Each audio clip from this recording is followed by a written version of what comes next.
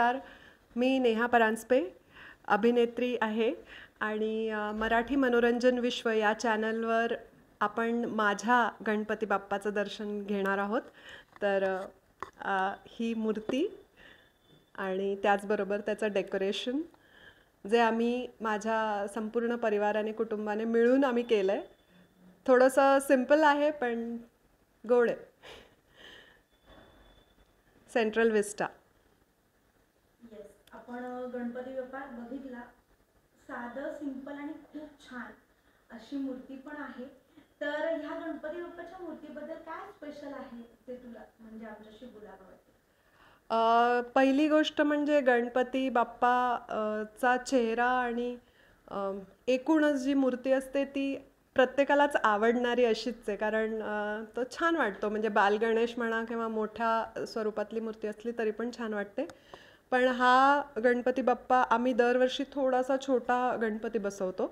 यावर्षी मोठा आहे कारण माझ्या मुलांना खूप हौस होती की आपल्या घरी मोठा गणपती आणावा.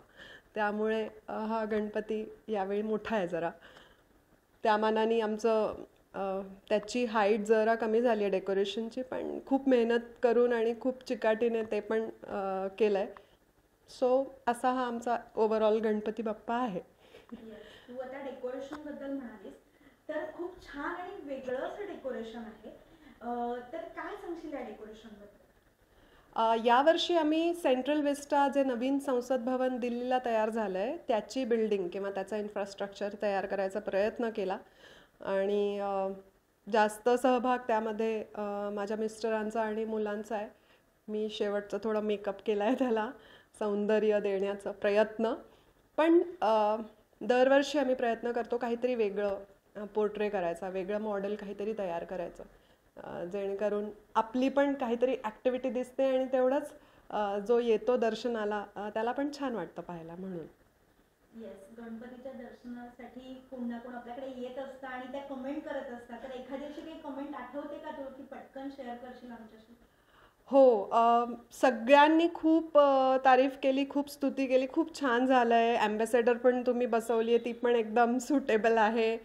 सो असं सगळ्यांनी एकूणच म्हणजे ते सगळ्यांनीच म्हटलं खूप छान झालं. एकदा वरळी सीलिंग केला होता तेव्हा पण त्या समुद्राच्या वेव्ज वगैरे मी तयार केल्या होत्या, तेव्हा पण सगळ्यांनी खूप छान वाटतोय गणपती. म्हणजे पूर्ण सीलिंग कसं तयार केलं होतं, दोऱ्यांनी मी हे पण केलं होतं. तिकडे जे तार लागलेले आहेत ते दोऱ्यांनी मी क्रिएट केले होते. सो त्यावेळी पण खूप मस्त वाटत होता तो गणपती.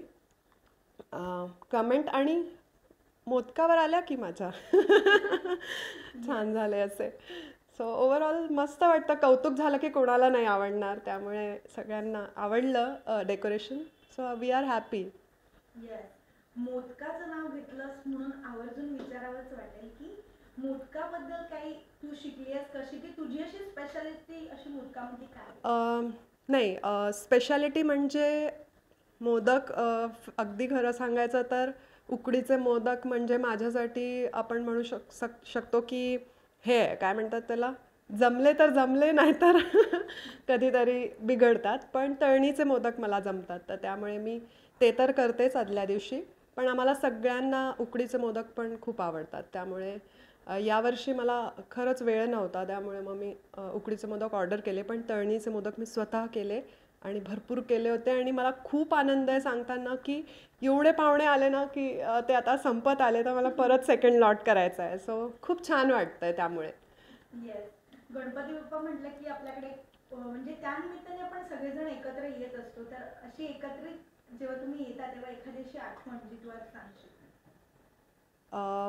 आठवण म्हणजे मुंबईलाच मी म्हणेन की आधी तर आमच्या तिथे आधी लाईफ पण खूप वेगळं होतं आपलं जीवन. त्यामुळे बऱ्याच गोष्टी स्लो होत्या, त्यामुळे सगळ्यांचं येणं जाणं भरपूर वेळा व्हायचं. म्हणजे लहानपणाची गोष्ट सांगते मी.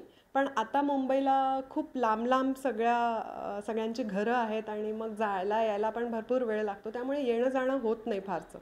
पण गणपती आहेत किंवा दिवाळी आहे अशा सणानिमित्ताने का होईना आणि गणपतीच्या दर्शनाला खास बोलवलं की मग आवर्जून मित्रमैत्रिणी, रिलेटिव्स आणि सोसायटीचे पण सगळे असे सगळेजण येतात. त्यामुळे छान वाटतं, खूप आनंद होतो.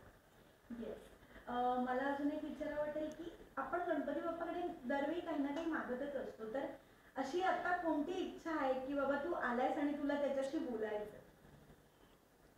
मला मी तर हेच म्हणेन की असंच म्हणजे दरवर्षी गणपतीची स्थापना आणि सगळं इतकं छान जर असंच आयुष्यभर करू शकलो तर खूप छान वाटेल आणि त्याचबरोबर चांगली बुद्धी मिळू दे मला आणि चांगलं चांगलं काम माझ्या हातून होऊ दे.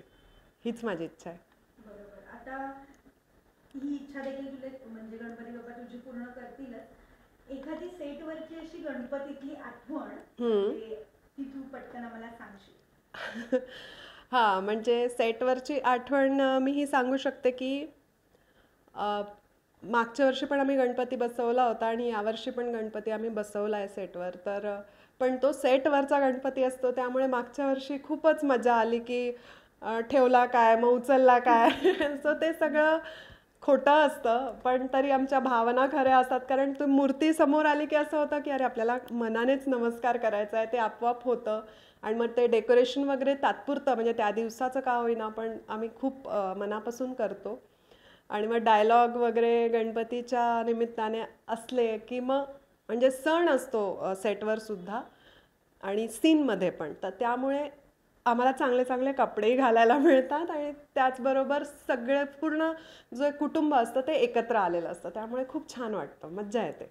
येस, म्हणजे गणपती बाप्पा सगळ्या येतो तेच वातावरण हो. पूर्ण छान असं येस पॉझिटिव्हिटीचं येस करतो. येस. तर गणपती बाप्पाकडे बघितल्यावर जेव्हा आपल्याला प्रसन्न वाटतं, जेव्हा तू त्याच्याशी बोलत असतेस, तेव्हा असं असतं की आपण एखादी गोष्ट त्याच्याकडे मागतो की बाप्पा ही मात्र करून घे तू ह्यावेळी, तर ह्यावेळी असं काय ठरवलंयस? नाही मी असं फार असं काही विशिष्ट ठरवलं नाही आहे पण मी देवाकडे एवढं म्हणजे मोस्टली मी देवाला एवढंच मागते की सुखी ठेवा, सगळ्यांना सुखी ठेवा एवढंच माझं असतं, बाकी काही नाही फारसं. गणपती बाप्पाला थँक्यू म्हणायचं असेल तर काय म्हणशील? थँक्यू गणपती बाप्पा. तू आहेस म्हणून आम्ही सगळे आहोत आणि मला हेच म्हणजे ज्या कथा पण आहेत आपल्या की महाभारत लिहिताना पण गणपतीची निवड झाली तर म्हणजे किती हुशार ती देवता असू शकेल आपण इमॅजिनच करू शकतो फक्त. आणि सगळ्या ज्या इतरही गणपतीच्या कथा जसं आता स्टार प्रवाहाच्या इव्हेंटला पण प्रेक्षकांनी पाहिल्याच असतील तर त्यामुळे त्या कथा पण बरेचदा आपल्याला माहीत नसतात आणि त्या एकदा बघून किंवा एकदा वाचून आपल्याला पाठ होतील किंवा लक्षात राहतील असंही होत नाही. तर त्यामुळे आपण हे करू शकतो की गणपतीच्या गणेशोत्सवात म्हणजे पूर्ण सणामध्ये 5-10 दिवस जेवढे दिवस तुमच्या घरी गणपती आहे एखादी गोष्ट रोज वाचायची आणि मुलांना सांगायची किंवा मोठ्यांनी पण वाचली तर आपल्याच त्या कथा त्याची उजळणी होते आणि मग आपल्याला त्या कळतात खऱ्या अर्थाने. तर ते कदाचित मी पण करायला हवं आणि थोड्याफार मी प्रयत्न करत असते पण सगळ्यांनीच केलं तर खूप मजा येईल असं. येस, नक्कीच खूप चांगला मेसेज आहे हा. तर जाता जाता आपल्या रसिक प्रेक्षकांना काय सांगशील? हो मी हेच म्हणेन प्रेक्षकांना की नवीन नवीन येणारं कामसुद्धा तुम्ही बघत राहा, आमच्यापर्यंत तुमचं प्रेम पोचवत राहा आणि गणपती बाप्पा आलाय त्यामुळे आपल्या सगळ्यांच्या आयुष्यात सगळ्यांच्या जीवनात चांगलंच घडेल अशी आपण आशा करू आणि चांगलं होत राहावं. तर गणेशोत्सवाच्या तुम्हा सगळ्यांना खूप खूप शुभेच्छा मनापासून. खूप छान राहा, आनंदी राहा. Thank you so much. Ganpati Bappa Morya.